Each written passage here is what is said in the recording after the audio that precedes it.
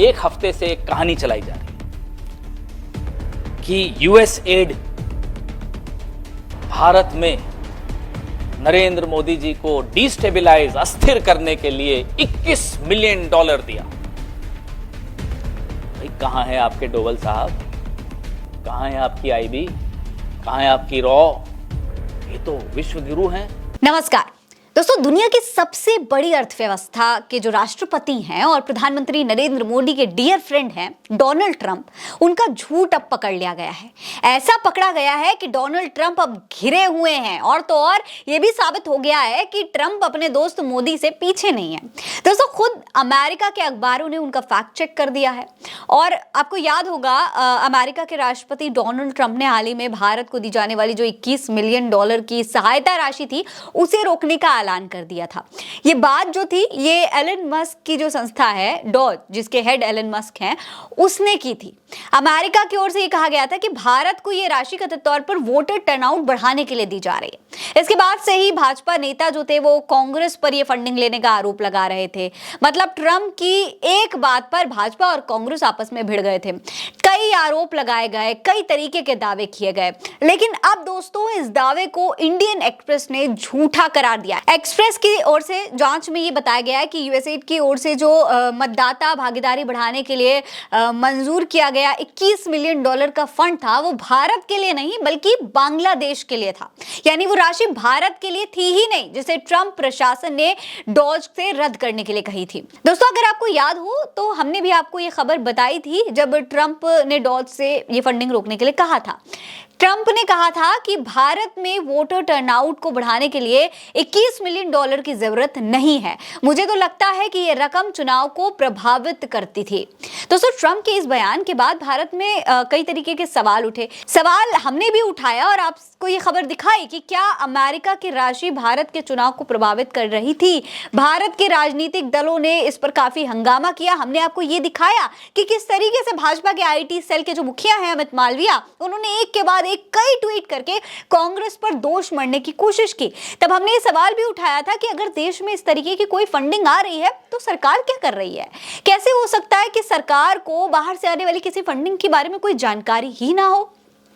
हालांकि दोस्तों, अब इसे लेकर जो खुलासा हुआ है वो हैरान करने वाला है।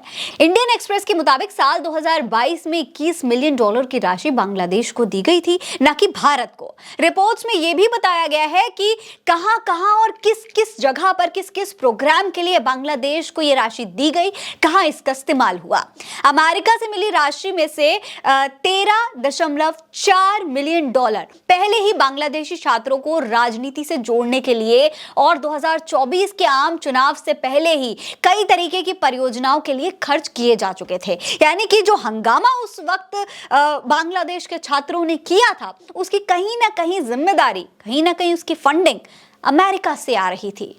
ये दोस्तों साफ तौर पर शेख हसीना को सत्ता से बेदखल करने के लिए किया गया था और इसकी प्लानिंग पूरी की पूरी अमेरिका की थी। दोस्तों, मस्क के नेतृत्व वाली डॉज की 2 लिस्ट जारी हुई। इसके अनुसार USAID consortium for election and politics process strengthening के माध्यम से भेजी गई थी। दस्तावेजों से यह भी पता चला है कि जुलाई 2022 में यूएसएड के अमार वोट अमार, यानी कि मेरा वोट मेरा, इस प्रोग्राम के लिए ये पैसा आवंटित किया गया था और ये प्रोजेक्ट बांग्लादेश के लिए ही था। यानी ये जो राशि है दोस्तों इसलिए दी गई थी ताकि शेख हसीना का तख्ता पलट किया जा सके। और तब दोस्तों शेख हसीना भारत भागकर आई थी, जिसके बाद यह भी कहा जा रहा है कि अभी तक शेख हसीना भारत में ही छुपी हुई है। उस वक्त जब अमेरिका पर आरोप लगे थे तब लगातार अमेरिका इस बात से इनकार कर रहा था, लेकिन अब इस रिपोर्ट से अमेरिका की असलियत बिल्कुल सामने आ चुकी है कि 2022 में $21 मिलियन भारत में वोटर टर्नआउट के लिए नहीं बल्कि बांग्लादेश के लिए दिए गए। एलन मस्क ने फर्जी दावा किया। असल में बात यह थी दोस्तों कि ट्रंप ढाका और दिल्ली में कंफ्यूज हो गए थे। यानी कि जब वो इसके बारे में पढ़ रहे होंगे तो शायद उन्होंने ढाका को दिल्ली पढ़ दिया होगा, कंफ्यूजन हो गया होगा और फिर कंफ्यूजन जो हुआ वो ये था कि बांग्लादेश में 2024 की शुरुआत में चुनाव हुए, इसी साल भारत में भी चुनाव हुए, जो कि इस गलतफहमी की एक और बहुत बड़ी वजह बन गया। लेकिन हैरानी की बात यह है दोस्तों कि ट्रंप की बात को झूठ मानकर अमित मालविया जैसे भारतीय जनता पार्टी के नेता, भारतीय जनता पार्टी के IT सेल के मुखिया झूठ फैलाने लगे और बिना किसी जानकारी के कांग्रेस पर एक के बाद एक बड़े बड़े आरोप लगाना शुरू कर दिए।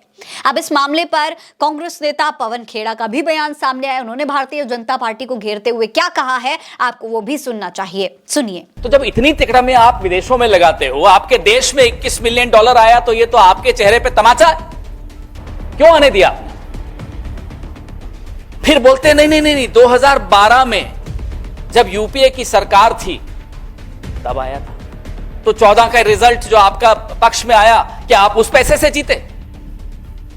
जब हम रोज इनसे हम सवाल पूछते हैं, फिर गोल पोस्ट बदल देते हैं। इसके बाद दोस्तों पवन खेड़ा ने यह भी बताया है कि यह पैसा बांग्लादेश गया था और किस तरीके से अमेरिका के अखबार ने इसका खुलासा किया, सुनिए। खुद भी कुछ दिमाग लगा लो, सारा दिमाग हिरेन जोशी का ही खर्च करोगे? अपना भी कुछ दिमाग लगा दो, फिर किसी ने दिमाग लगाया, ये उसका नतीजा। ये पैसा बांग्लादेश गया, ये $21 मिलियन USAID का बांग्लादेश के NGOs को गया। हालांकि दोस्तों अभी ये सवाल बिल्कुल बरकरार है कि ये सब कुछ करने का मकसद क्या था। बांग्लादेश के लिए साल 2024 बहुत ज्यादा सियासी उथल-पुथल वाला रहा। ऐसे में इस तरीके के अंदेशे से इनकार बिल्कुल भी नहीं किया जा सकता कि शेख हसीना को सत्ता से बेदखल करने के लिए इस रकम का इस्तेमाल हुआ। आने वाले दिनों में इस मामले में और भी खुलासे हो सकते हैं, लेकिन इस एक मामले ने भाजपा की लापरवाही जरूर उजागर कर दी और तो और भाजपा को भी शक के कटघरे में खड़ा कर दिया है कि क्या ये सब कुछ ट्रंप और मोदी की मीटिंग के दौरान प्लान किया गया था कि बांग्लादेश को फंडिंग दी गई, उसका आरोप कांग्रेस पर मढ़ा जाए और तमाम तरीके के पैतरे अपनाकर इसका फायदा भारत में भी उठाया जाए और बांग्लादेश में भी। यह पूरा का पूरा क्या एक सब कुछ एक प्लान के तहत हुआ था? ये तमाम सवाल अब सोशल मीडिया पर उठने लगे हैं। इस पर आपकी क्या राय है, कमेंट सेक्शन में लिखकर हमें जरूर बताइएगा। ये खबर आप उल्टा चश्मा UC पर देख रहे हैं। मेरा नाम है फरीन अंसारी। आप रहें स्वस्थ मस्त, बस यही है दुआ हमारी। नमस्कार।